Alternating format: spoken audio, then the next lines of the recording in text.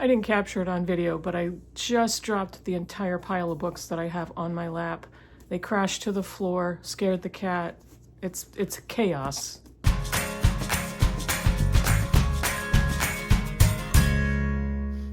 Hey BookTube, it's Kim at Middle of the Book March, and this is my Bookish week for Sunday, September 29th. I got the date because tomorrow is the 30th, the last day of the month, and it's going to be absolute bedlam at work. So I'm not looking forward to that. What's going on? What is going on? Oh, I am sad to report that next weekend on Saturday, there is a bookstore that's permanently closing, and they are having $1 per book sales.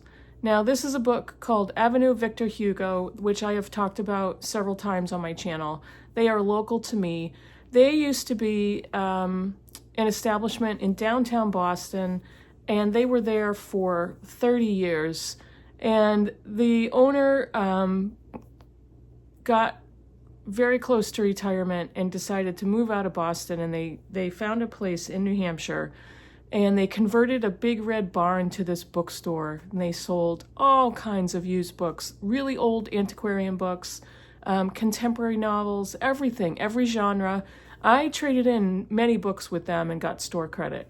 And he has now decided to close. He's much older than a typical retirement age, so he's getting to the point where it's been too long and he's had too much of this. And I don't think he got the business he was hoping for in the location he's at, because it's off the beaten track and very difficult to find. So he was close to University of New Hampshire, and I think he expected that he would get students and professors and that type of thing, and he did not. And every time, I've been in the store several times, and he didn't always remember me. So many times he would ask, "Are you from UNH, or are you a professor?" And I would say, "No, just a book lover."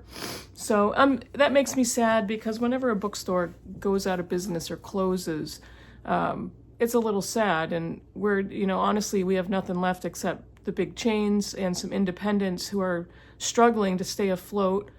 And I do find some used bookstores here and there, but very few that are small and owned by a local person. So yeah, we're getting to that stage in life. So anyway, I'm going to be going over there this coming Saturday, and see what I can find. So yeah. And I think there's a few library sales coming up. The fall is the best time for library sales. There's a few libraries that are so gorgeous in setting in the fall, in October in New England. It's just beautiful. And this is my favorite time of year anyway. It's my favorite time of year to go book shopping at libraries, so I'm already starting to have a good time. All right, so I finished 2 books and a book of the Bible last week, and let me tell you about those. One of my last shorties for Shorty September is Cannery Row by John Steinbeck. This is really short, one of his far shorter books than some of the other ones that I've read and will be reading. But Cannery Row is set in Salinas, California. Let me look. I believe this is Monterey, California. And it's basically, Cannery Row is a street in Monterey, California, a blue-collar, working-class neighborhood with a cannery factory in there that most of the inhabitants who are working there. This is a story about each of these families, each of these people, what they do, who they are, how they ended up there. And it's not a plot-driven novel. There's not a lot of plot. There are stories, and we read about different inhabitants in the chapters, but there is a string that goes through the book that kind of sticks with the same characters. But it's actually funny and bleak and heartwarming all at the same time.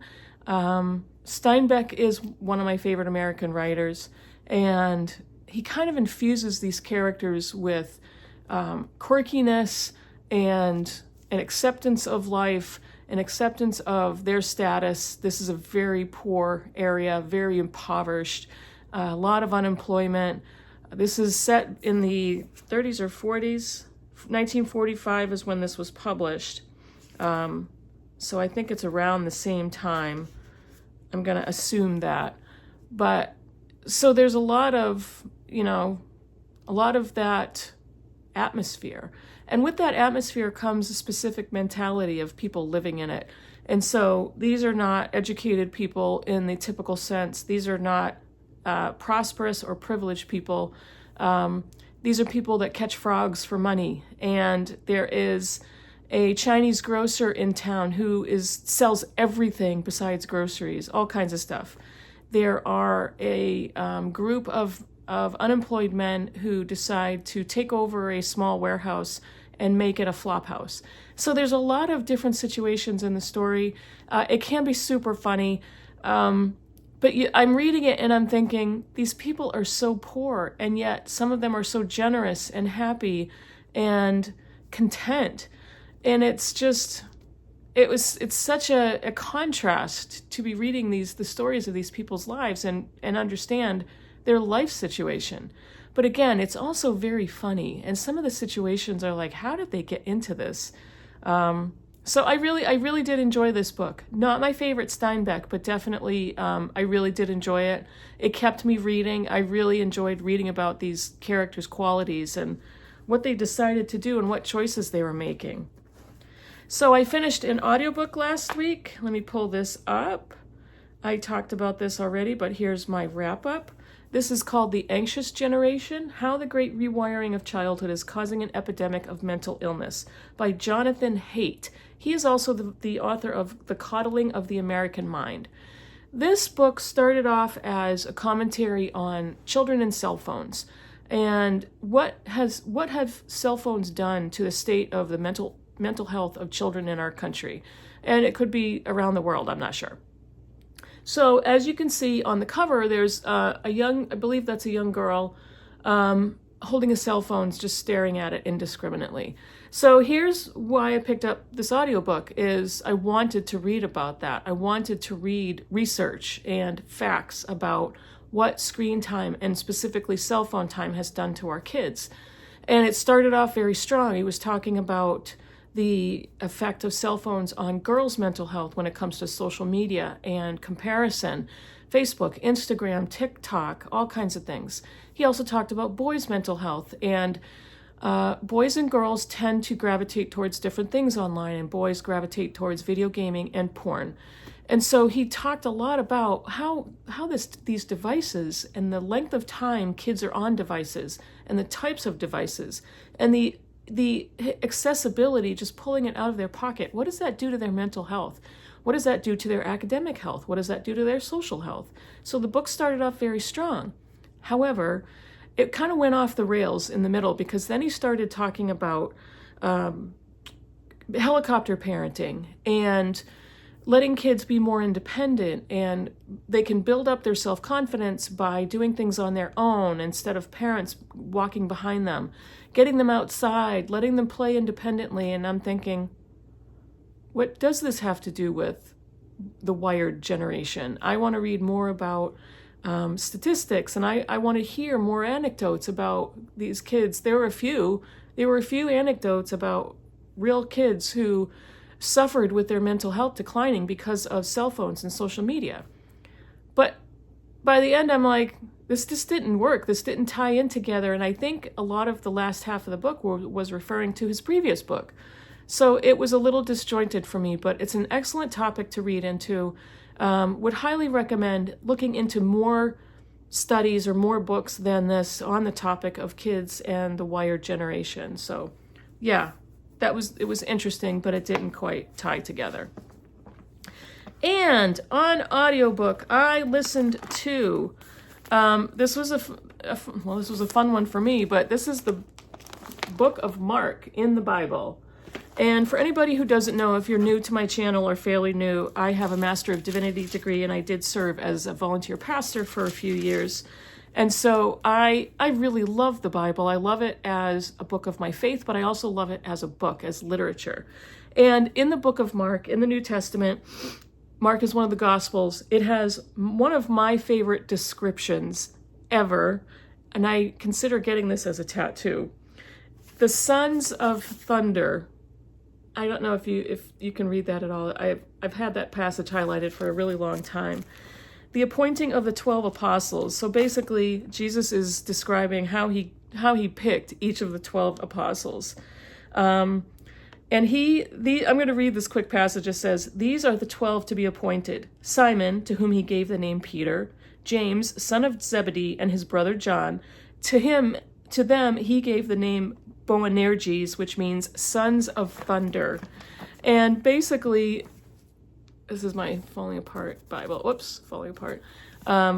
Basically, sons of thunder refers to the fact that when Jesus went out and picked his disciples, these were regular dudes. These were fishermen and just the bottom of society, poor men and men with no real formal education. And the message to that is faith is for anybody, and you don't have to be a teacher of the law, which Jesus was railing against in the New Testament, to be a disciple, to be someone who wants to learn and wants to be educated and wants to serve. So anybody can do any of that. That was the biggest message of Jesus picking them and naming them Sons of Thunder.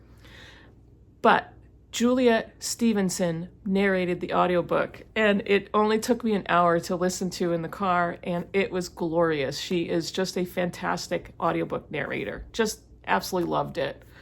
Absolutely loved it. So those are the books that I finished last week. What am I currently reading? I am currently reading The Foundling by Stacey Halls.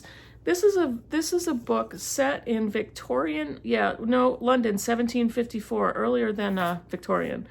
And Bess Bright has a baby out of wedlock, and she brings her baby the day after birth to the Foundling Hospital in the city because she wants to basically join a lottery to see which babies this hospital will accept, because she is poor, she can't take care of her child. The father is dead. And so she goes to the hospital and she gives the baby to them for care, with the intention that she will eventually go back and get her daughter back. They are allowed to do that. But there's a wrinkle in that plan, and that's what I'm reading now. I'm over halfway through that book.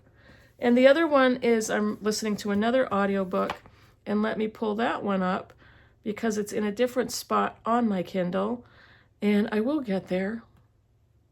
I'm getting there. It's not going too badly. I am listening to Redwall by Brian Jacques, and I am going to take 1 second and get the narrator's name because I really wanted to tell you what his name is.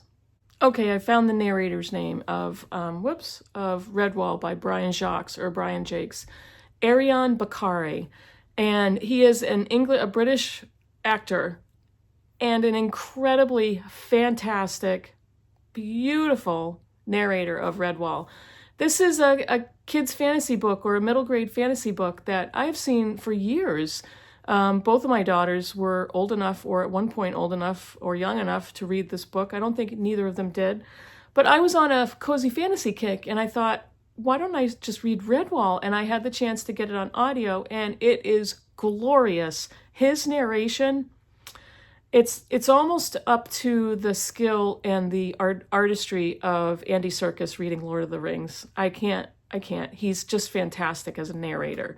This is the story of a mouse warrior named Matthias, and he lives at Redwall Abbey, and they are fighting rats. And it's so awesome. It is so awesome to listen to. I love this story.